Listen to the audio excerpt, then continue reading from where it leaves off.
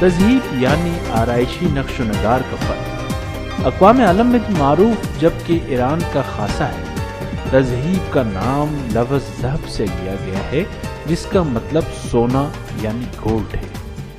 اس فن کو تذہیب کا نام دیے جانے کی وجہ اس میں سونے کا بکثرت استعمال ہے۔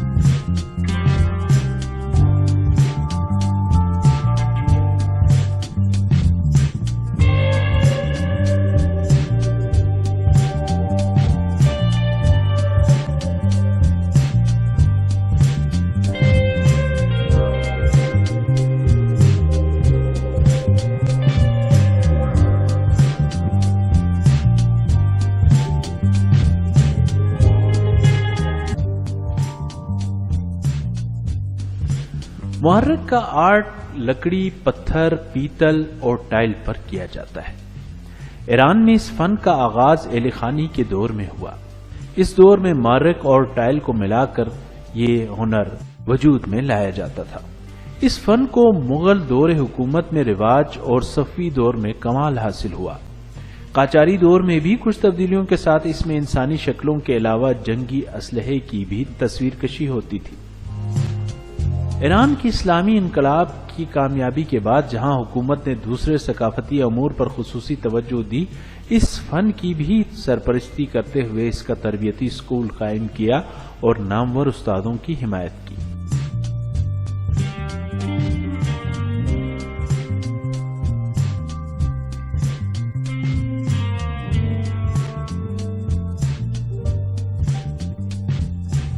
اس فن میں لکڑی کے اوپر خوبصورت کام کیا جاتا ہے جس میں نقش نگاری، خطاطی اور مناظر کشی بھی کی جاتی ہے۔ اس ہنر میں زیادہ تر لکڑی کے اصل رنگوں پر ہی انحصار کیا جاتا ہے کیونکہ ہر درخت کا اپنا ایک خاص رنگ ہوتا ہے۔ پہلے لکڑی کے اوپر ڈیزائن بنایا جاتا ہے اور پھر اسے باریک اور خاص قسم کے کٹر سے مخصوص انداز میں کاٹا جاتا ہے اور پھر مختلف رنگوں کا استعمال کر کے انہیں ترتیب دیا جاتا ہے۔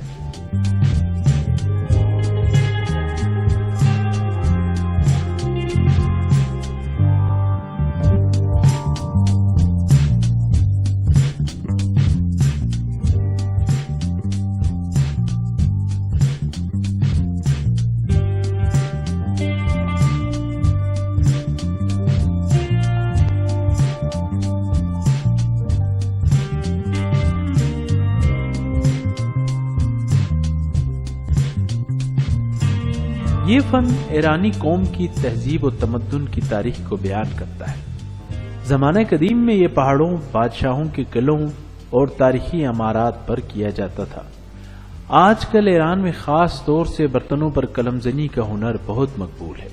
اس ہنر میں تانبے، پیتل، سونے، چاندی اور کانسی کے برتنوں پر ایک مخصوص قلم اور ہتھوڑی سے کندہ کاری کی جاتی ہے۔ یہ کام بڑی نفاست کے ساتھ کیا جاتا ہے۔ اس کام کے لیے پہلے برتن میں چاک بھرا جاتا ہے تاکہ کام کے دوران زیادہ شور پیدا نہ ہو، لیکن اس کام کی خاص مہارت اس چیز میں ہے کہ برتن میں سوراخ نہ ہو، ہتھوڑی کے ضرب کی شدت اور کمی اور خاص اندازے سے نقوش ابھارے جاتے ہیں۔ زمانے قدیم میں اس میں عقیق اور دوسرے قیمتی پتھر بھی جڑے جاتے ہیں۔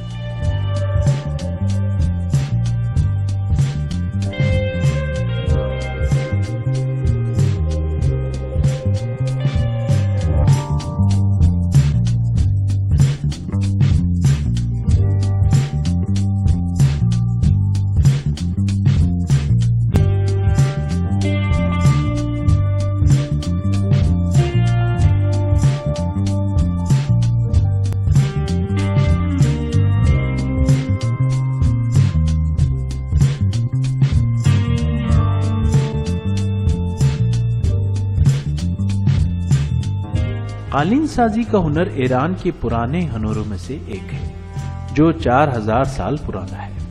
اور ایرانی تہذیب کا اہم نشان ہے۔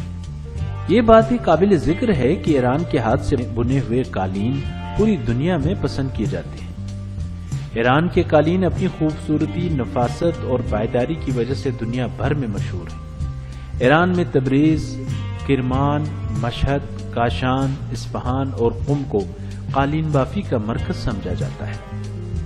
قالین بننے کی صنعت میں مخصوص بنائی ہوئی تکنیک اور اعلیٰ معیار کے مواد، رنگوں اور نمونوں کا استعمال کیا جاتا ہے۔ ایران کے مختلف گاؤں اور مختلف قبائلوں کی طرف سے بنے ہوئے قالین ان کے اون، روشن اور وسیع رنگ اور مخصوص روایتی نمونوں کی وجہ سے بہت مشہور ہیں۔ ان میں چھوٹے، بڑے اور زیادہ موٹے ڈیزائن ایران کی روایتی قالین کے طور پر جانے جاتے ہیں۔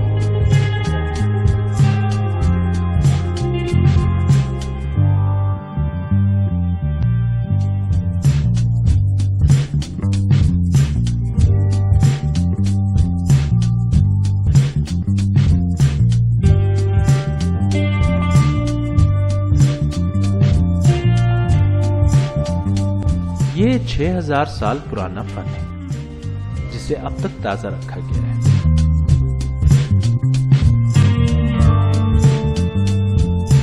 اس ہنر میں مختلف قسم کے پتھر کے پاؤڈر اور اس میں پانی ملا کر اس کا گل بنایا جاتا ہے اور اس سے برتن بنانے کے بعد اس پر مختلف قسم کے نقش و نگار بنائے جاتے ہیں اور اس کے بعد اسے بھٹی میں پکایا جاتا ہے اور پھر اس کی خوبصورت شکل نکل آتی ہے۔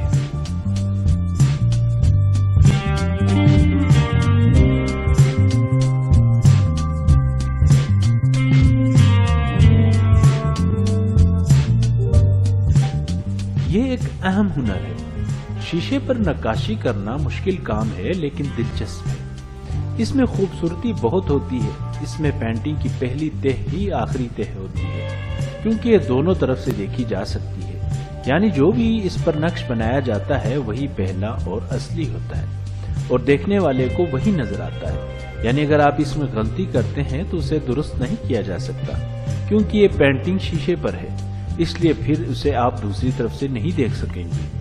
اس لیے اگر اس پر پینٹنگ کرتے وقت آپ سے غلطی ہو جائے تو یہ پوری پینٹنگ ضائع ہو جاتی ہے اور اسے ضائع کر کے نئے سرے سے پینٹنگ کی جاتی ہے۔ اس لیے اس میں برش کا استعمال باریک بینی اور مہارت کے ساتھ ہوتا ہے۔ یہ ایران میں بہت ہی روایتی ہنر ہے۔ اس میں ناصر الدین قاجار حتیٰ زندی دور میں بھی یہ آرٹ استعمال ہوتا رہا ہے۔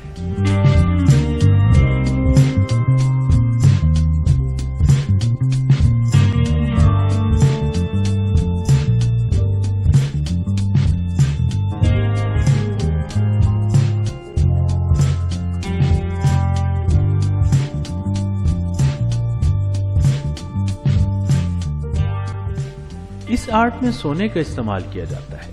اس کام کے لیے گورنمنٹ سے باقاعدہ اجازت اور لائسنس لینا پڑتا ہے اور قانون کے مطابق اس میں حکومت کو 24 کیرات سونے کی ضمانت دی جاتی ہے اور اس میں اصلی سامان کا استعمال ہوتا ہے۔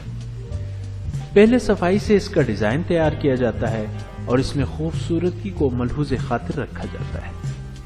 اس میں ڈیزائن کو مطلوبہ شکل کا روپ دیا جاتا ہے، پھر اسے ڈیزائن کے مطابق مطلوبہ شکل میں ڈھالا جاتا ہے۔ اس مقصد کے لیے بیک گراؤنڈ میں رنگ کا بھی استعمال کیا جاتا ہے۔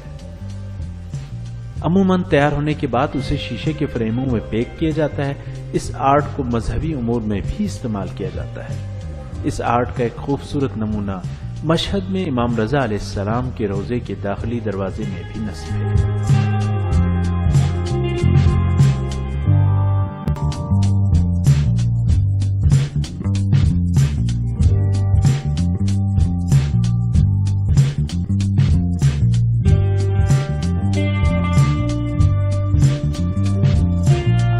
خاتم کاری بھی ایک خوبصورت ہنر ہے۔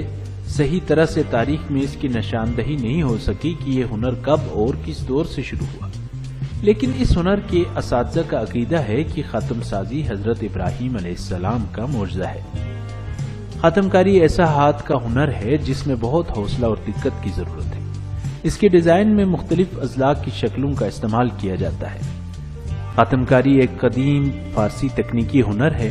اس میں لکڑی کی سطح کو سجاوٹ کر کے نمونہ بنایا جاتا ہے۔ خاتم کاری میں استعمال ہونے والا عام مواد لکڑی، سونا، چاندی، پیتل، ایلومینیم اور موٹی تار ہے۔ اوائل اسلام میں اس کے کئی ڈیزائن جس میں لکڑی اور ہڈی سے کام کیا گیا ہے مصر میں قاہرہ کے نزدیک موجود ہے، اور ایک اعلیٰ ترین نمونہ میٹروپولیٹن میوزیم میں بھی موجود ہے۔ اس کا 1000 سالہ پرانا نمونہ شیراز میں جامع مسجد عتیق کا منبر ہے۔ دور صفیہ میں یہ ہنر عروج پر تھا۔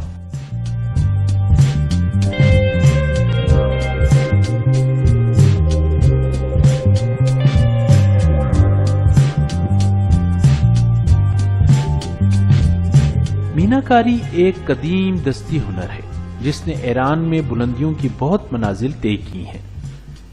موجودہ زمانے میں اصفہان اس ہنر کا ایران میں مرکز مانا جاتا ہے، اور اصفہان میں اس ہنر میں مہارت رکھنے والے کئی استاد موجود ہیں جو مینا کاری کے فن پاروں کی تولید میں مسلسل فعال ہیں۔ کہا جاتا ہے کہ یہ ہنر 1400 سے 1500 سال قبل مسیح سے رائج ہے، اور اسے اہل ایران نے ہی ایجاد کیا۔ اس میں کاپر، سلفر اور براس استعمال ہوتا ہے جو کہ سفید رنگ سے کورڈ ہوتا ہے۔ اس پر برش کی مدد سے ہاتھ سے ڈیزائن بنایا جاتا ہے۔ اس میں زیادہ تر نیلا اور فیروزی رنگ استعمال کیا جاتا ہے اور دیدہ زیب ڈیزائن بنائے جاتے ہیں۔ مینا کاری کی پلیٹوں کو بڑی محنت اور دنوں اور مہینوں کی مدت میں تیار کیا جاتا ہے، اور اسے وہی پسند کرتا ہے جسے آرٹ سے محبت ہوتی ہے۔